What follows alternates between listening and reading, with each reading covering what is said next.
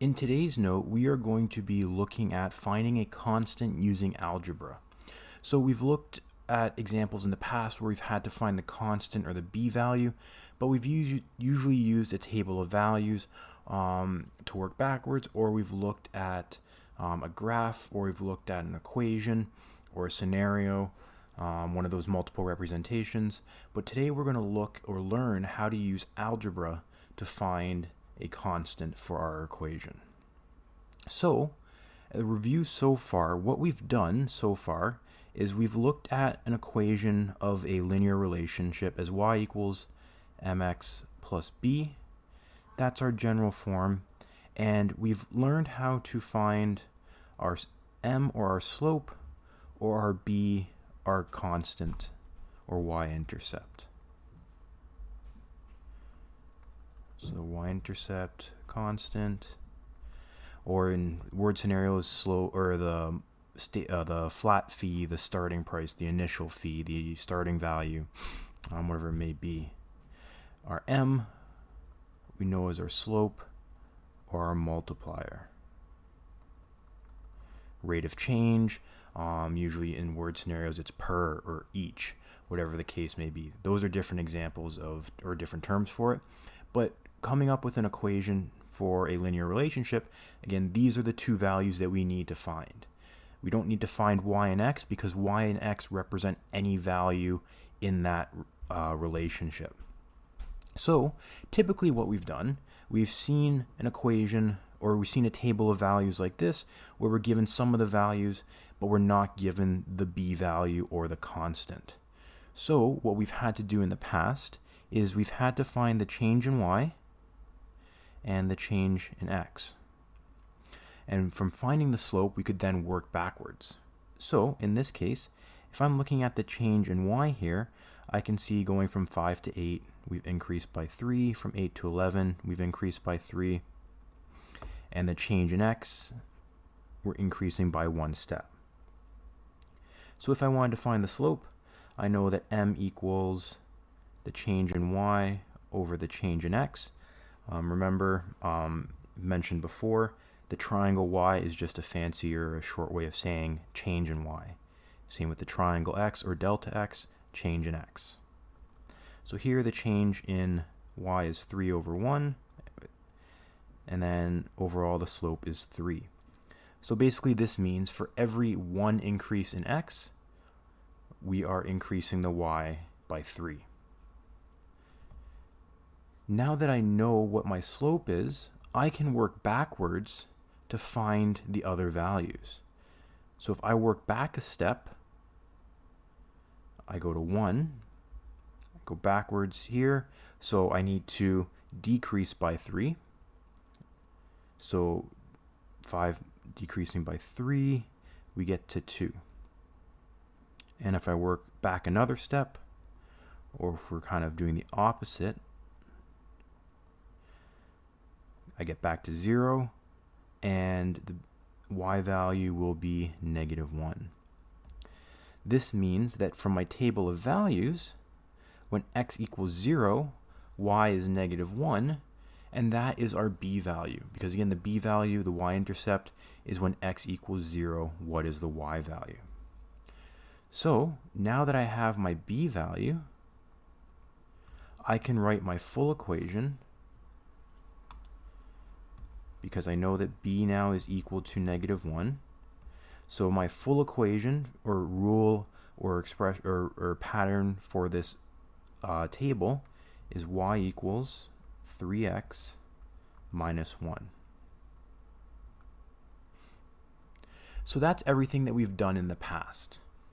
Right? So that's how we've done it typically in the past. We've worked backwards from our table of values given our slope or our rate of change, and then we found what our b value was, or when x equals 0.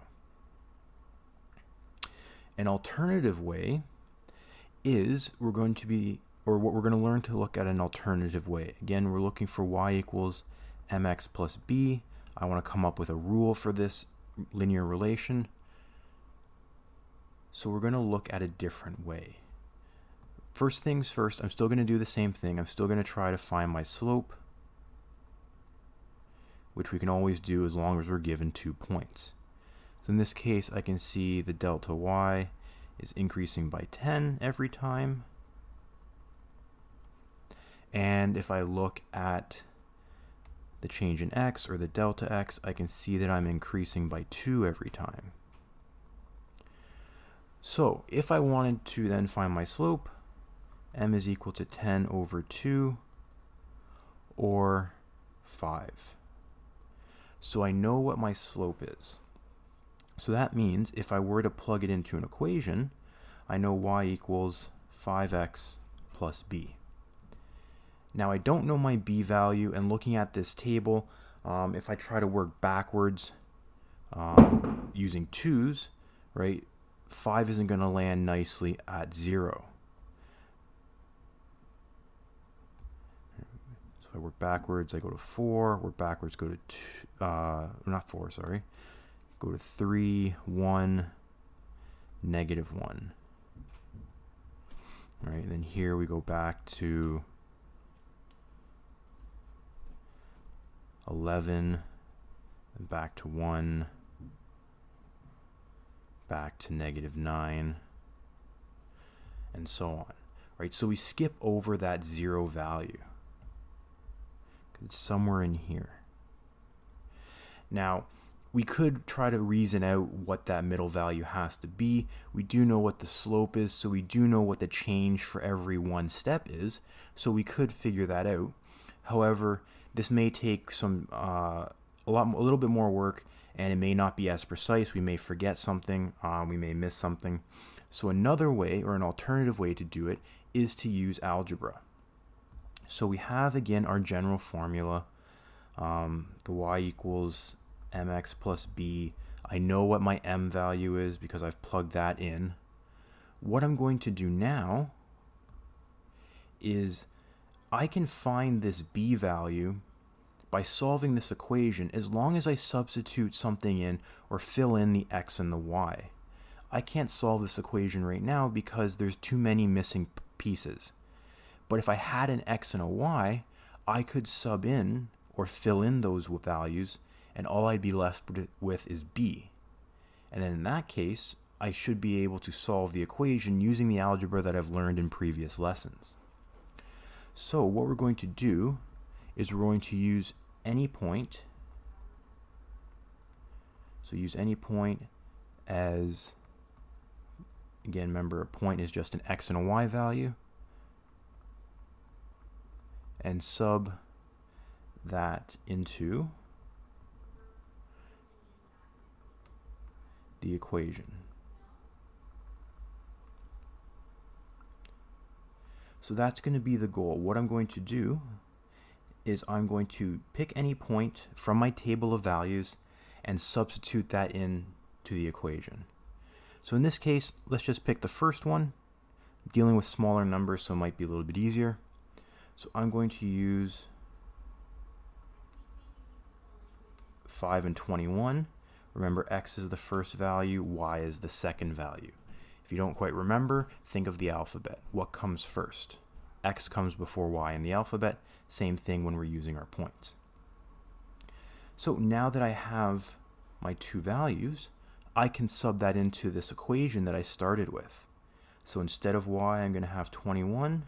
So 21 is going to equal 5 times 5 plus b.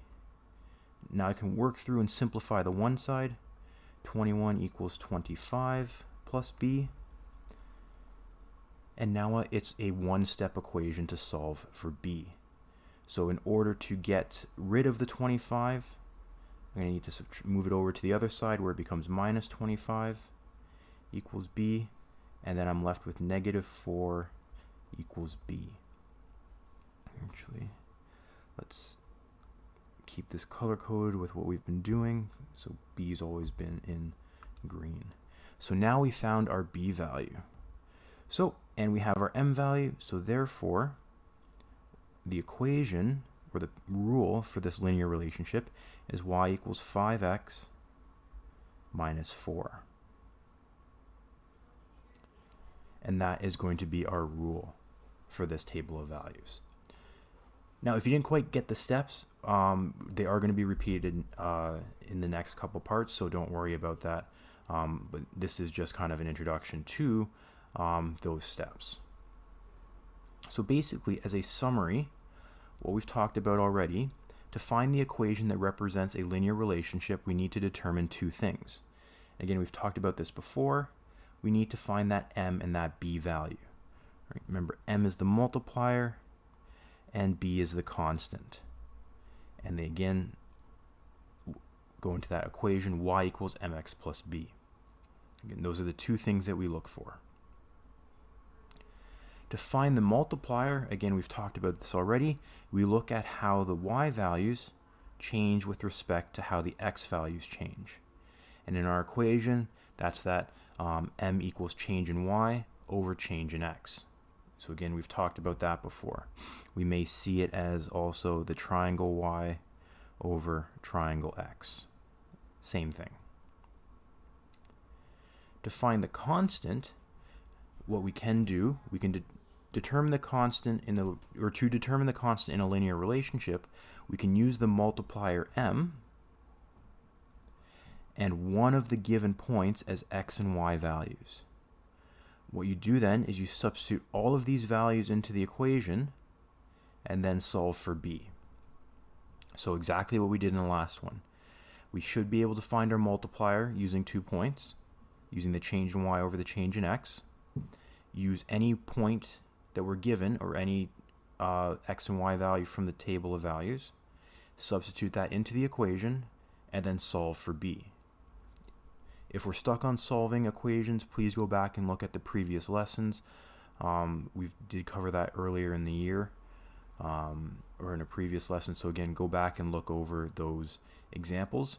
But in this case, as long as we're given the m, x, and y, it should really only come down to a one-step equation. So let's look at another example. Again, remember we want to come up with y equals mx plus b as our equation or our rule. I need to look for my delta y and my delta x to find my slope, because I know slope is going to equal change in y over change in x. So if I look at the first 2 points, we can see that we're decreasing by 9, decreasing by 9, decreasing by 9, and so on. And the x, we are increasing by 3, increasing by 3. So my slope will be negative 9 over 3, and when I reduce this, I get negative 3. So I know so far in my general equation y equals mx plus b, I know that my slope is equal to negative 3. So instead of m, I can write negative 3. But in order to fill in a value or to solve for b, I need to pick any value or any point from this graph or table of values. I'm going to use the smallest 2 numbers. So I'm going to use 7 and 10. So we can use 7, or not 10, sorry, 7 and 100. 7 is my x, 100 is my y. So when I plug that in, I get 100 equals negative 3 times 7 plus b. The 100 replaces the y, the 7 replaces the x. I can simplify this by doing negative 3 times 7, or negative 21, plus b. And then I can start solving for b. So I want to move this negative or minus 21 to the other side. It becomes 100 plus 21 equals b, or 121 equals b. Now I have my b value and my m value. So therefore, the equation for this is y equals negative 3x plus 121. Again, you may be able to work back from your table of values. if you wanted to, but it may take more time and you might have to be a little bit more precise. Using this table of value, or using the algebraic method, we know for sure that regardless of what numbers were given, we should always be able to find that b value.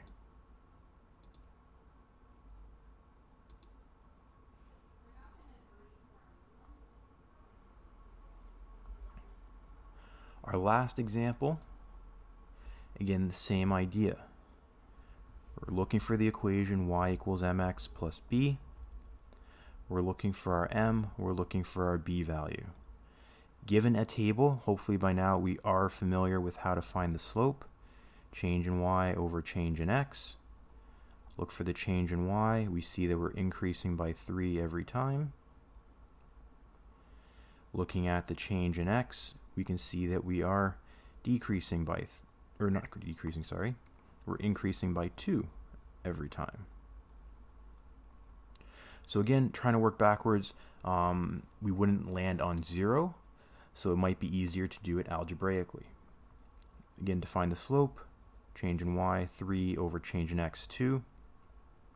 I can't really reduce that, so going back to my general form, y equals mx plus b, I can fill in so far what I know, 3 over 2x plus b. To find the b value, I'm going to pick any any point from my table of values. I'm going to pick the one with the lowest numbers, so I'm going to use 3, 10. 3 is my x, 10 is my y.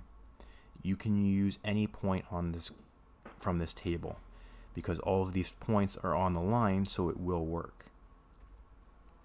So once I use a certain point, I have to basically sub that point into the equation. So it will become 10 equals 3 over 2 times 3 plus b.